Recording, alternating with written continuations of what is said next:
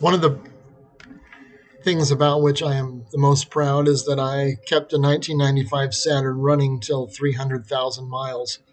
I like them so much, I bought another one. And it probably won't last as long, but that's because a tree fell on it in October and somebody pushed it through my garage door last summer. So it's probably not going to run as long, but that's not because I did anything wrong and didn't take good care of it. There's a sign hanging in a shop owned by one of my neighbors that says the true value of a car is the miles you get out of it. And so there are people like Mike and myself who take great pride in the fact that we can keep our cars running while other people keep running after new cars. Enter this story where there are some politicians and some shop owners in a very liberal state who want to take away your privilege and right to repair your own car. Now, I'm not a big fan of newer cars for many reasons because they have features that you don't control and they have things that you can't do anything about. I have a friend who drives a Buick Lucerne, and it has one of those sensors in it where when you get a low tire, it sends something to your dashboard. Well, you can't reset that. You have to have it taken in and pay for it, and I don't like that. I have a habit of walking around my car every night before I leave work and checking the tires before I drive away. It's a good habit to get into, not relying on an electronic gadget.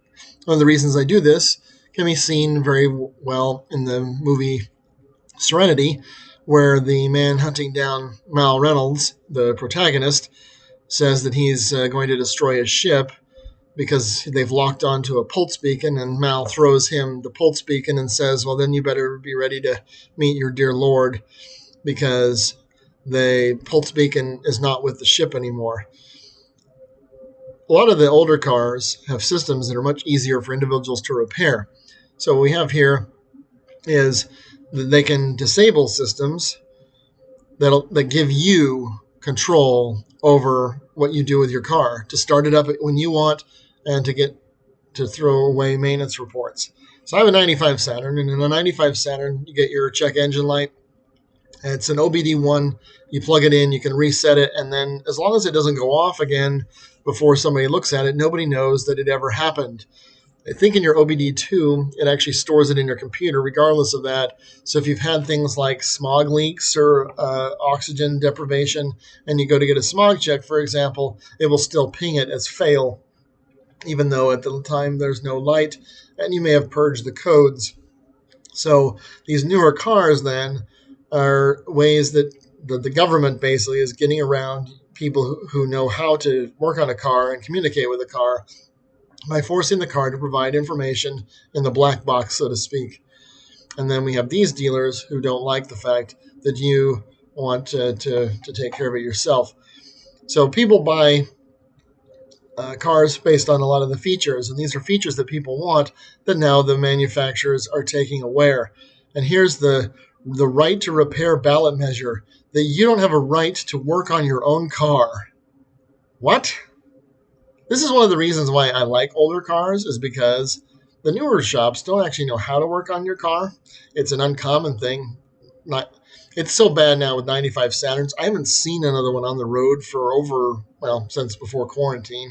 And even now with people driving again, I don't see, not my model. I've seen like Ions, and I have a neighbor with a Saturn Vue, which is the SUV, but I don't see them very much.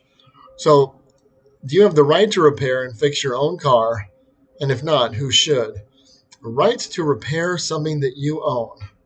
So what next? The right not take away our right to cut our own hair, to wash our own bodies, to change our own clothes, to do our own laundry? I mean, good gravy. And I can only guess that this has to do with money. The mechanics or shops, the automotive industry wants to control that. This says about independent mechanics, but most of the independent mechanics I know are actually honest, decent people. Like this shop where my neighbor Mike works, he when the car was pushed through the garage, he actually checked it out for free. And he told me, when you're ready to do the parts, just bring the parts in and I'll do the work for free. That's what an independent mechanic actually does. He's not so concerned with who does the repairs. He's actually more concerned with the repairs are done correctly. Now, I took my car in, have the tires rotated, and they this past weekend, and they gave me then the sob story list of things you need to have done. And he was actually shocked. This is a 1995 Saturn. This is my third 95 Saturn. It currently has 74,000 miles on it. It was towed behind an RV for a long time, so it didn't get a lot of actual miles. And when you put it in neutral, it doesn't rack miles. I love it. But so he brings it out for the recommended maintenance, which is a way for the shop to bilk you out of more money after you've been in there. And the woman before me, he talked about flushing her coolant. I've never flushed the coolant. When the radiator fails, your coolant flushes itself, or your water pump or your thermostat. Any of those things could be a time to flush your coolant. You could just drain it all and then put new stuff in. In fact, when I did the thermostat on my other car and we drained the coolant, I decided I was just going to put all new stuff in and be done with it. So it was essentially a coolant flush, and I did it for the cost of a bottle of coolant, which is about $25. So, which is insane. So my tires were fine. Everything was fine. No leaks, which is funny because it's a 1995 Saturn. And the only thing he had that he could recommend is that my battery was weak. And I know that. I've noticed this week when I go to turn it on, it kind of hesitates. And the battery is at least 4 years old, and I live in Las Vegas, and batteries don't usually last more than 5 years here in this city. So I knew it was coming up. And so he hands me this quote, and I kid you not, the quote for the battery is $160 with $30 to put it in. Now, I've changed lots of batteries in my lifetime, and the $30 is exorbitant. So, yeah, that was not going to happen. So I went over to Walmart just to see if they had my battery and what it costs. And Walmart has the same battery that he would sell me, but a different manufacturer, for $108. Not $160, $108. So I'm not going to be taking it into him. This is not about independent mechanics and blah, blah, blah. This is about money, like most things. And they talk about the requirements, but it's more about what I want in my own car. I don't want the brand he sells necessarily, and I sure as hell don't want to pay him $30 to disconnect the 3 nuts that are in there, rock the arm back, take the battery out, put it back in, put the nuts back on, and then reconnect the 2 battery connectors. That will take me maybe 10 minutes. I've done it a lot. I do it like twice a year at least. So, and I can't believe this, that voters approved the ballot measure. What's wrong with Massachusetts? What happened to live free or die? Okay. Anyway, so what we have here, I think, is another thing here to filch money out of the pocket of the consumer into unions, the Automobile Dealers Association, because these are organizations that have money that they donate to politicians, which is essentially a bribe for the politicians to pass legislation that is then reciprocally beneficial to the Automotive Dealers Association. And I don't.